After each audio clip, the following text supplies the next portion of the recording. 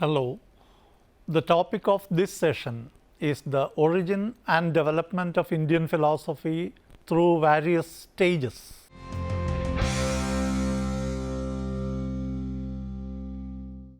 We shall see how the naturalistic theism of the early primeval people had progressed into distinct philosophical views through centuries of transformation. Philosophy in India is too ancient to trace out precisely its original times and sources. Human mind everywhere has the distinction of being inquisitive about the causes and conditions behind the existence of the world and their life in it. The earliest expressions of such pursuits can be found in ancient India as embodied in the folk wisdom of our prehistoric tribes and the literature of the Vedic people. In due course, they developed into systematized metaphysical, epistemological, and ethical concepts and doctrines. Similar pursuits were visible in ancient Greece also, and we refer to them as the pre-Socratic philosophy of the West. Now we shall see the age of the Vedas. Scholars generally accept the Vedas as the earliest literary compositions of the ancient seers of India. Some consider them as apaurushaya, or without human authors, and as revealed by God to the sages who were the mantra drishta, or seers of the hymns. Anyway, there is a general agreement about the fact that none of the Vedas was composed by a single author at a certain point of time, but they had gone through several modifications and interpolations in later times. There is no consensus about the time of the origin of Vedic literature. According to Max Muller, the date is 1200 BC. For Hogue, it is 2400 BC, and for Bal Gangadhar Tilak, 4000 BC. Dasgupta, in the first volume of his A History of Indian Philosophy, opines, quote, "It is very probable that many of the earliest parts of this literature are as old as 500 BC to 700 BC." Unquote. Hence, we cannot come to any definite conclusion on the exact period of the origin of the Vedas, but it is widely accepted that they are the most ancient expression of the human pursuit of knowledge and truth, not only in India but in the whole world. Predating the stage of Vedic hymns, there were a wide variety of belief systems and worship patterns based on the respectful attitude of the tribal peoples to Mother Nature.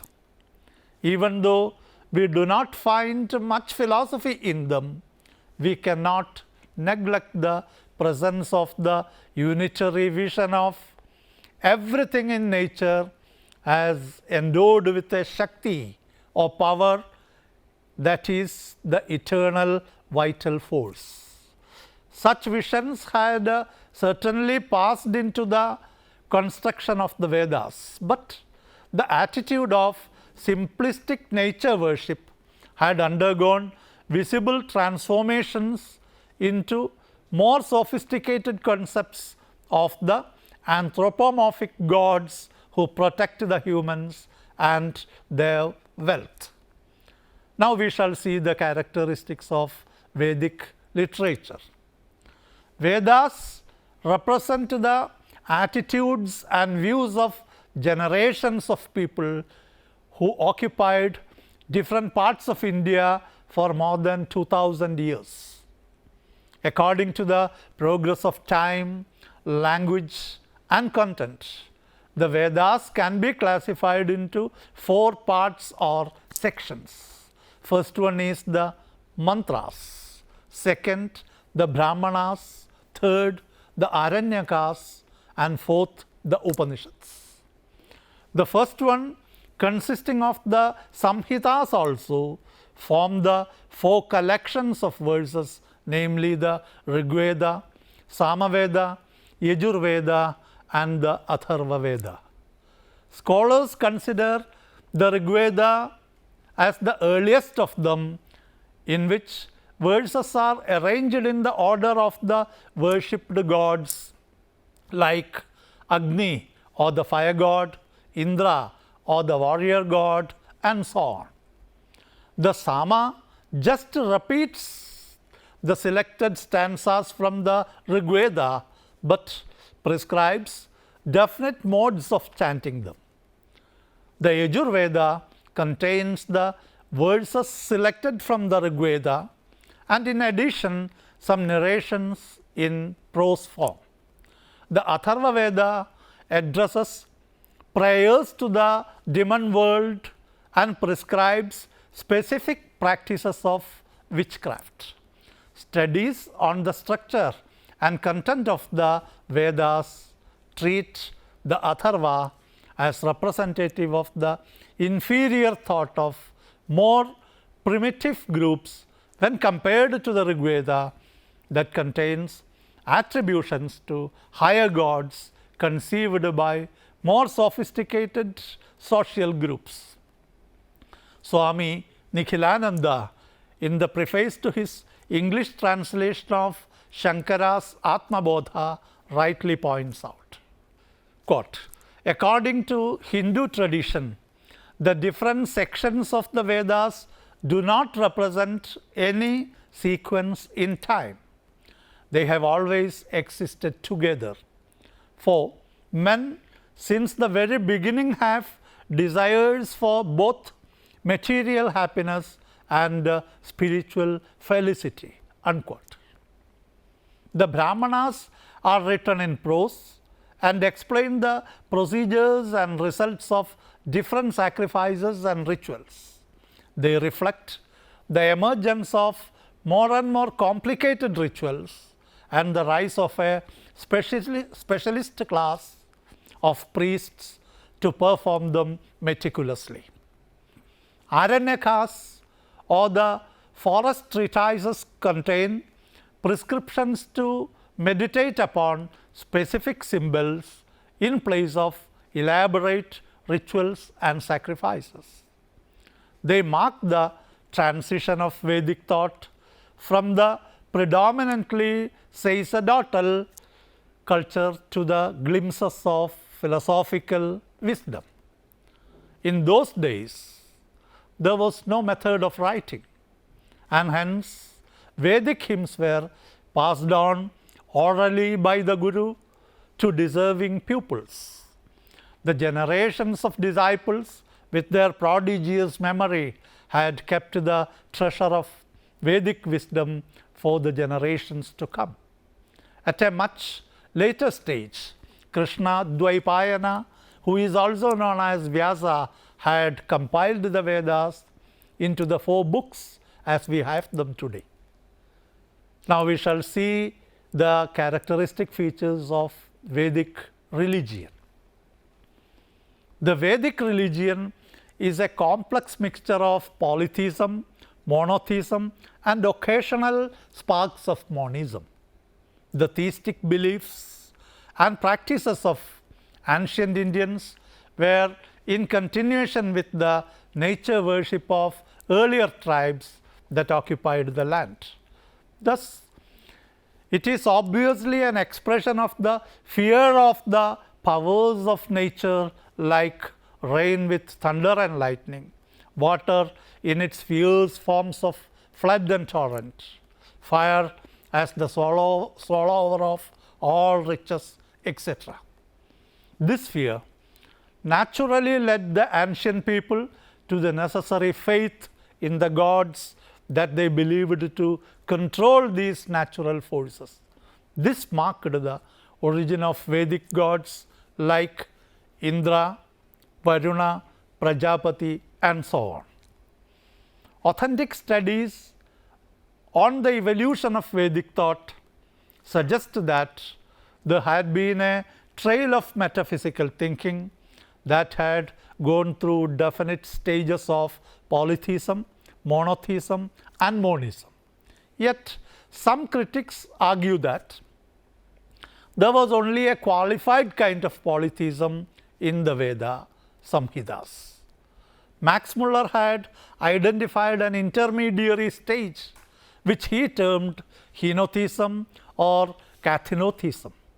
It refers to the tendency of Vedic seers to elevate by choice any one deity in the pantheon to the status of the presiding deity above all other gods. It was a different pattern of polytheism because none of the gods was permanently the supreme. At times it was Prajapati, and on another occasion it was Indra or Vishwakarma.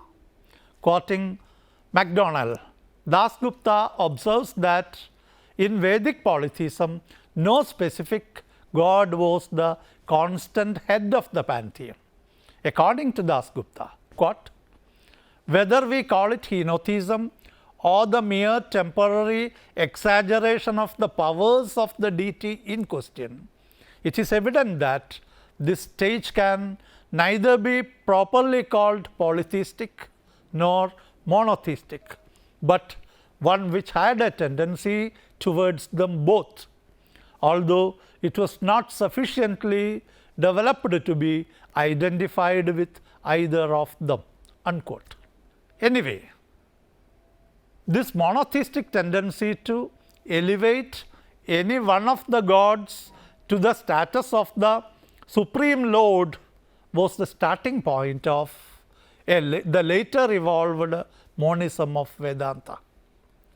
The early stages of Indian culture and thought as represented in the Vedas do not exhibit a clear-cut philosophical inclination in terms of a well-defined metaphysics, epistemology, and ethics. Instead, we find in them an indistinguishable mixture of religion, ritualism, and random philosophical insights.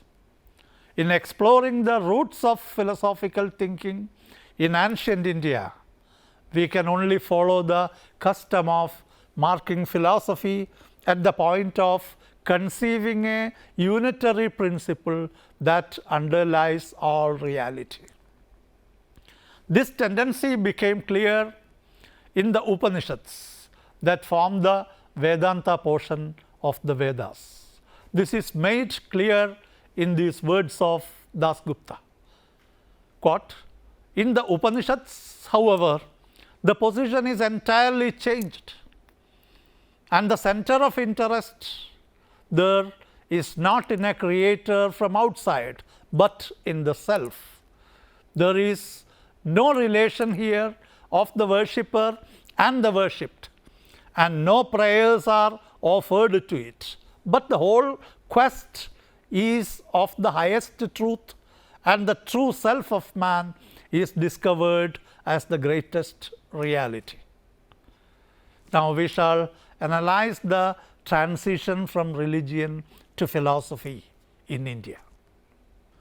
As we have mentioned earlier, the Vedic sections that preceded the Vedanta had expressed occasional inclinations to conceive an immutable unitary principle that underlies the ephemeral apparent reality.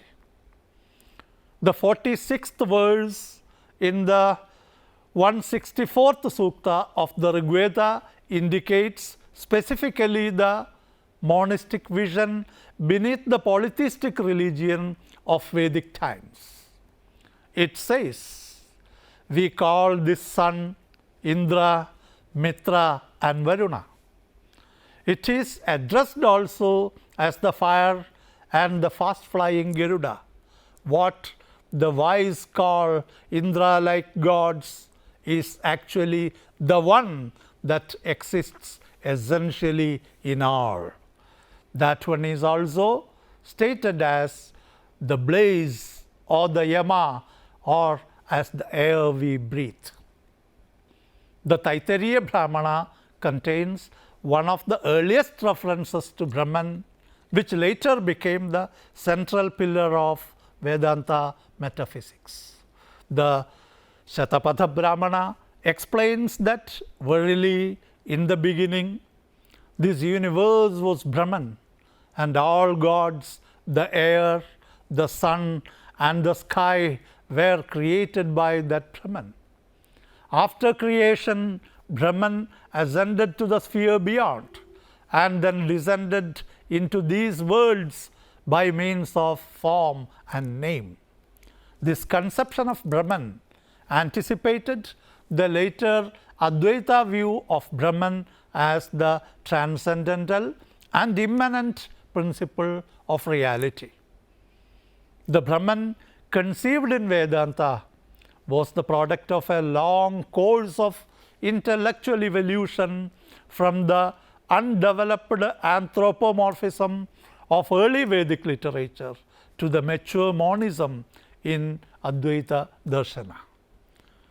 The shift of focus in Vedic literature from naive ritualism or karmakanda to the path of knowledge or jnanakanda indicates the evolution of our age-old pursuit of truth from religion to philosophy. The final section of Vedic literature is termed Vedanta because it forms the end portion of the Vedas. Anta means end. We can say that Vedanta represents technically the termination of the Vedas as also philosophically their culmination. Swami Nikhilananda has noted the four statements that epitomize the conclusions of the non-dualistic philosophy derived from Vedanta Darshana. They are the divinity of the soul, the unity of existence, the oneness of the Godhead, and the harmony of religions. This unique metaphysical vision is the crux of Atman Brahman identity theory that had been developed later by the great Advaitins like Shankara. Apart from the Indian compilers and interpreters of Vedanta, there had been many Western scholars who had shown much interest in compiling the Upanishads as well as in venerating the philosophy of unity and harmony in them. You might have heard the enthusiastic remark made by Schopenhauer on his encounter with the Upanishads. He said, "In the whole world there is no study except that of the originals so beneficial and so elevating as that of the Upanishads. It has been the solace of my life, it will be the solace of my death." The story of Schopenhauer getting access to the wonder of Upanishadic vision will show you the interest of the Mughal rulers in India to these Hindu texts. In 1640, Dara Shikoh, the eldest son of the Emperor Shah Jahan, began the task of translating the Upanishads into Persian. In 1775, Le Gentil, the French courtier of Shuja-ud-Dawla, presented a manuscript of the translation to Anquetil Duperreau. Duperreau translated it into Latin, and Schopenhauer read and cherished it as the guiding light of his life and demise. This is the earliest episode of Upanishads' voyage to Europe.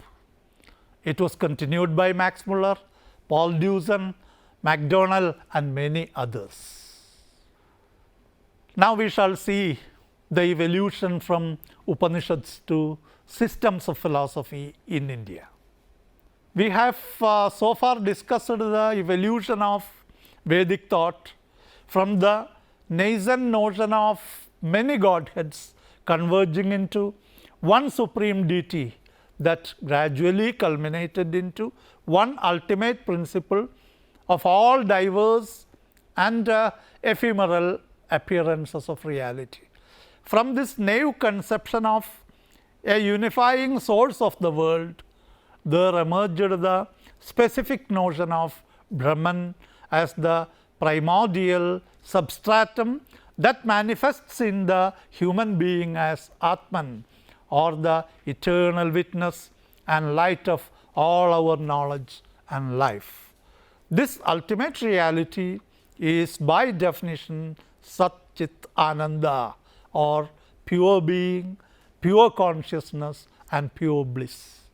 And this is the core of what we generally refer to as Vedanta Darshana. This is only the highway route to trace the origin and development of classical philosophy. While taking this route, it is always possible to overlook many other diverse passages through which the development of the systems of philosophy had taken place. Such alleyways are certainly linked with the main track of development, namely the Vedic tradition. Yet, they had followed more systematic and well pronounced ways of demarcating the problems and methods before a philosopher.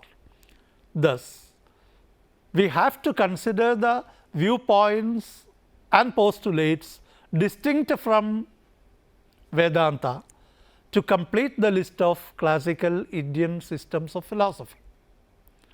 Then only the total glory and value of ancient Indian philosophy will come to light. Hence, we have to proceed to the study of the systems of Indian philosophy, of which Vedanta is only one. Here, it is relevant to note two important points. First one is the fact that the Vedanta Darshana, as we have it before us, has come to its fulfillment through the later interpretations made by great scholars like Shankara. In fact, the Advaitins had given a systematic form to the visions of unity and harmony scattered in the numerous Upanishad texts. Secondly, the system builders of classical Indian philosophy had succeeded in introducing definite frameworks for approaching philosophical problems. This had indeed prompted the exponents of Advaita Darshana in Vedanta to adopt a clearly logical approach in formulating their doctrines rather than remaining complacent with the dogmatic repetition of the Upanishad Suktas. The diversification of Indian philosophy into distinct systems was indeed a mark of progress in its history, with the emphasis on anvikshiki or critical reasoning as essential to philosophical method.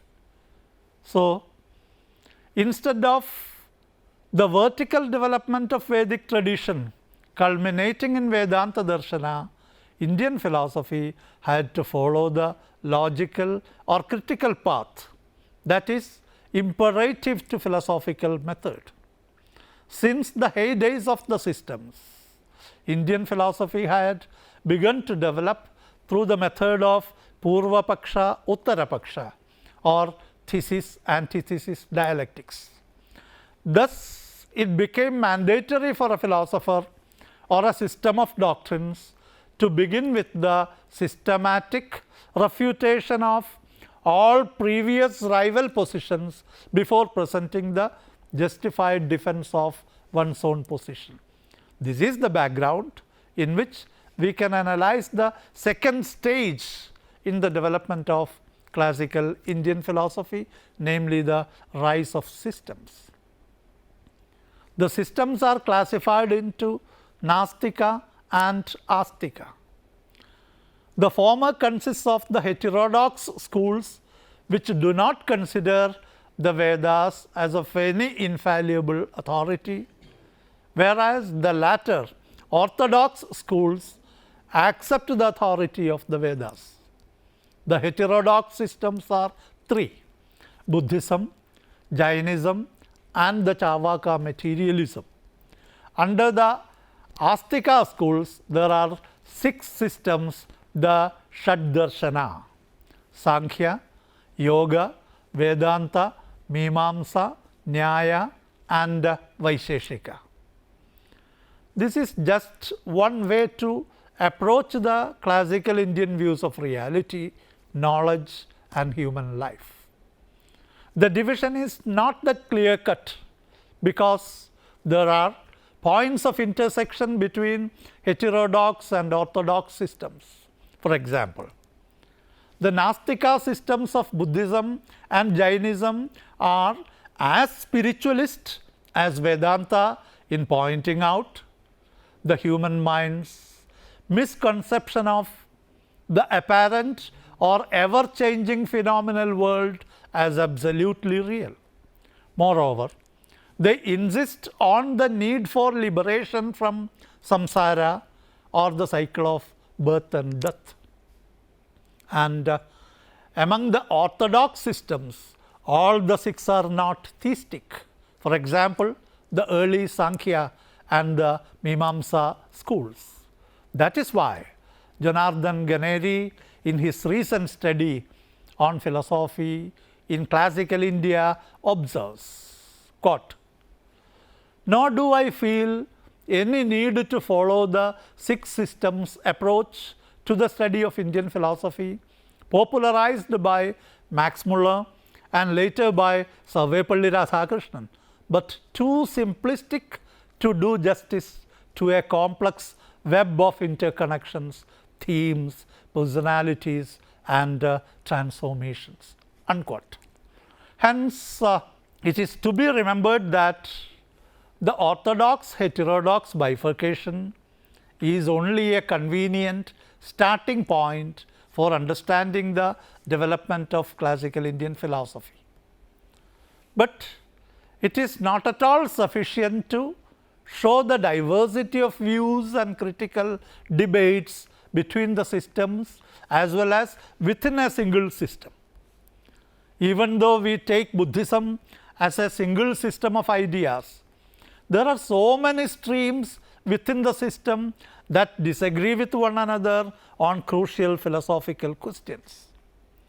The general tendency is to consider Vaisheshika and Nyaya schools and Sankhya and Yoga schools as complementary, but each one of the first duo has a distinct catalogue of padarthas or categories, and in the case of the second, Sankhya is atheistic, whereas Yoga is theistic.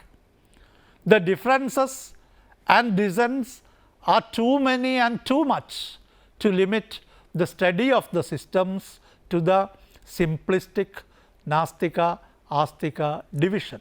Yet, it will not be a futile attempt to discover some points of common concern shared by the orthodox and heterodox systems. Now, we can see how the systems redefine the agenda of classical Indian philosophy. The spirit of philosophical inquiry began precisely with the later Upanishadic vision of Brahman Atman identity as the essence of all reality and of the spiritual obligation to realize that ultimate truth. With the rise of other systems, we can see that the agenda for philosophical inquiry becomes well defined and clear by delineating the themes like existence, knowledge, space-time, and causality. The ethical concern had been the recurring theme of classical Indian philosophy, with the obvious concern for what should be the human life in this world of persistent change. There is no clear picture of the period of the rise of the systems in Indian philosophy.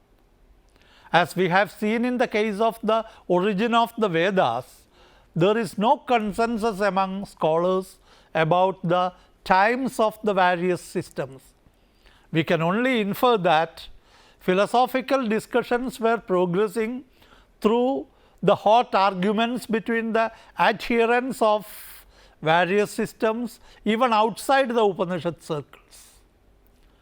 Those were the days of vigorous debates on philosophical themes that continued from the early Upanishad period through Buddhist and Jaina literature and activities. The only available landmark in the systems period is probably our knowledge of Gautama Buddha's birth around the year 560 BC. We can only suppose that Jainism had been developing side by side with Buddhism. Scholars have no agreement on the exact time of the other systems like Sankhya Yoga and Nyaya Vaisheshika. It is to be noted that references to Charvaka type of materialism can be found in the Upanishads. This is rightly stated by Dasgupta thus, quote, "Here in India, however, the principal systems of philosophy had their beginning in times of which we have but scanty record, and it is hardly possible to say correctly at what time they began, or to compute the influence that led to the foundation of so many divergent systems at so early a period, for in all probability these were formulated just after the earliest Upanishads had been composed or arranged." Unquote.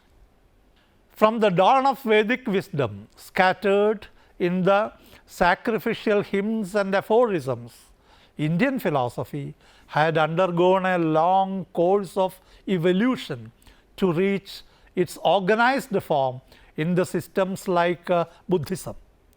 The main distinction of the systems is their way of classifying and arranging the postulates in the format of a system of philosophy recorded in stylized sutras or cryptic half sentences.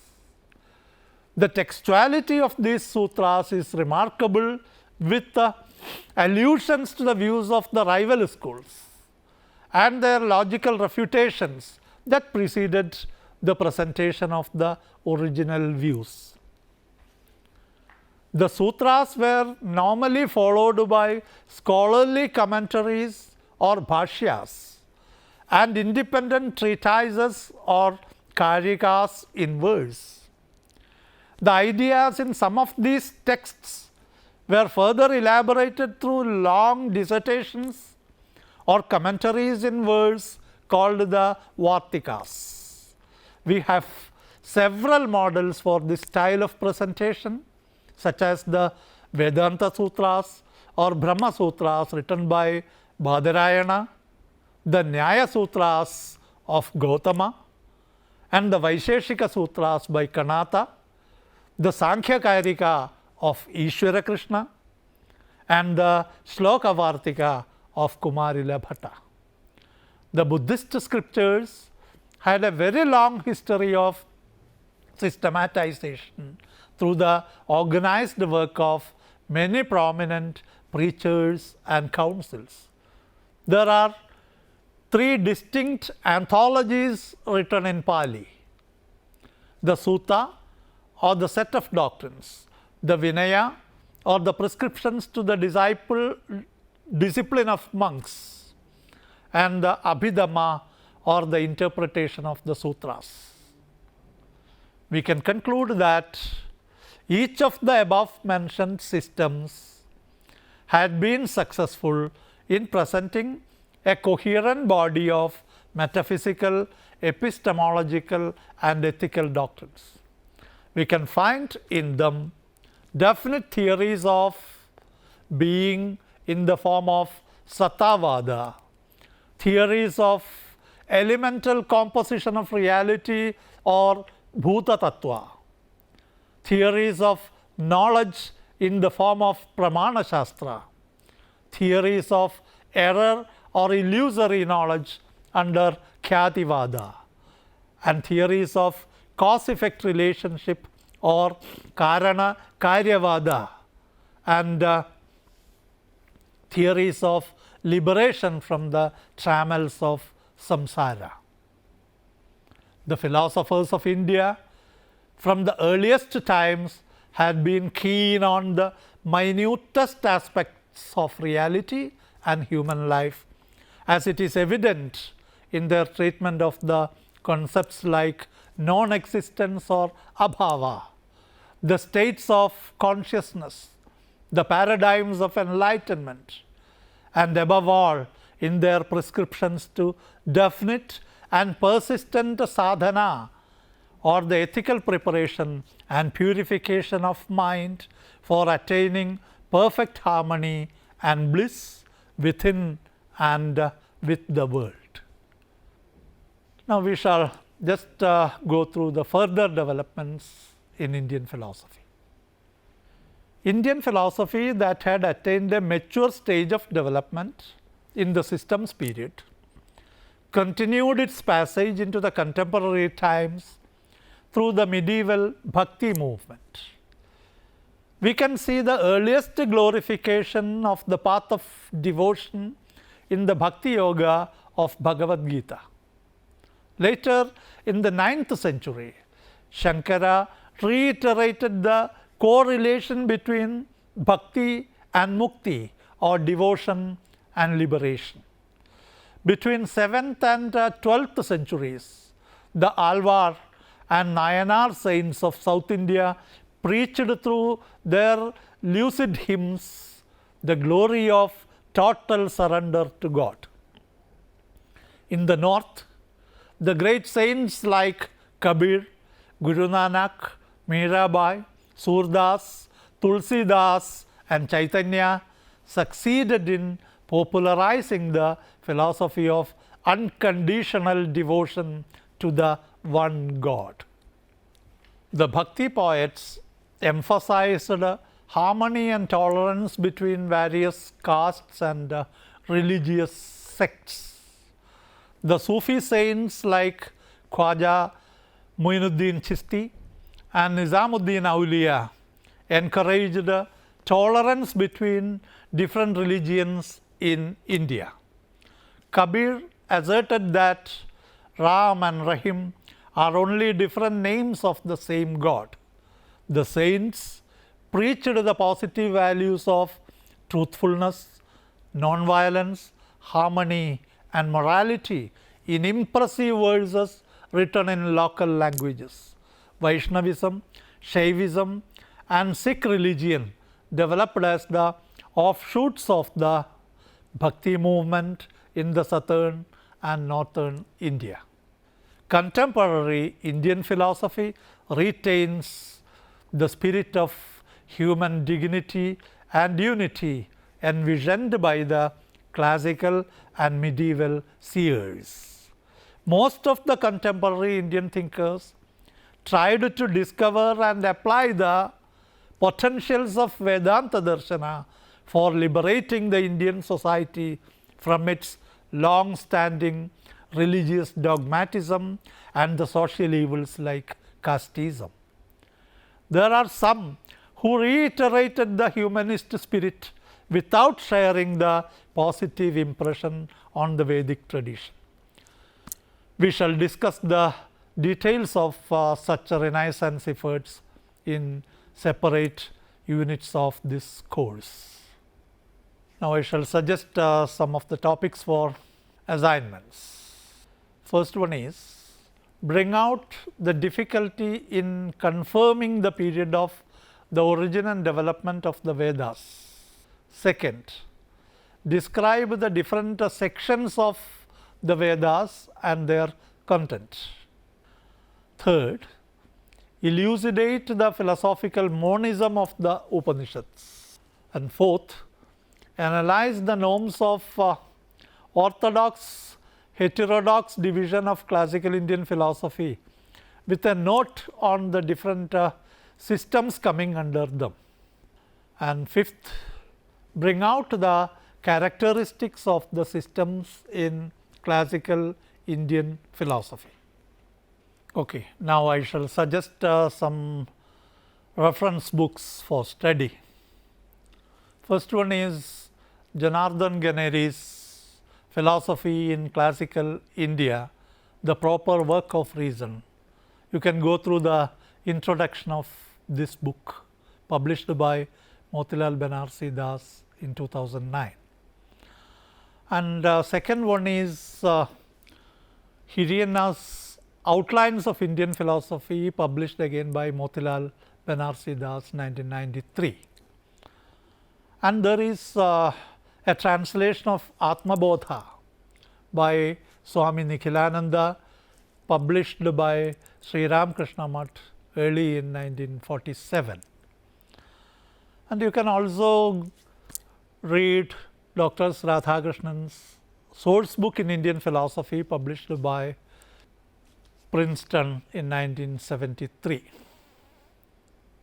And you can also go through the Structural Depths in Indian Thought, written by P.T. Raju and published by South Asian Publishers in 1985. And finally, there is C.D. Sharma's book, A Critical Survey of Indian Philosophy, publisher Motilal Banarsi Das in the year 1987. And for electronic sources, you can depend upon Dasgupta's A History of Indian Philosophy, first volume, available on Gutenberg ebook, published in 2004. And for articles on Bhakti movement, you can go to yourarticlelibrary.com and historydiscussion.net.